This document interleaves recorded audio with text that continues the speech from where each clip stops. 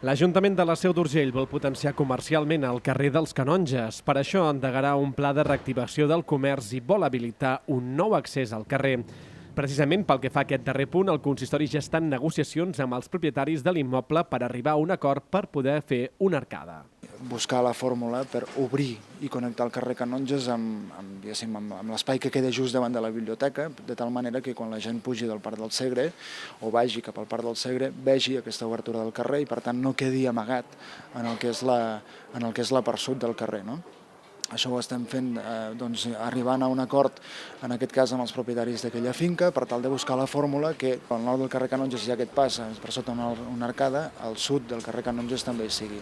Des del consistori també es vol evitar que el carrer tingui tants locals comercials buits. Per això s'està intentant arribar a acords amb els propietaris per tal de promoure el lloguer de locals. Hem realitzat un estudi de locals comercials, parlant amb els propietaris d'aquests locals per veure quins estarien disposats a llogar, per buscar alguna fórmula com a mínim perquè aquests locals, encara que no hi hagi activitat comercial, poguessin quedar oberts com a aparadors de botigues que ja existeixen a la Seu i que vulguin tenir un segon aparador a carrer Canonges. Això ajudaria a dinamitzar una mica més aquest carrer i també a visualitzar les potencialitats comercials que pot tenir. Una altra opció que s'està pensant pel carrer Canonges és que pugui acollir comerços singulars o artesans per tal d'atraure vianants cap a aquesta zona.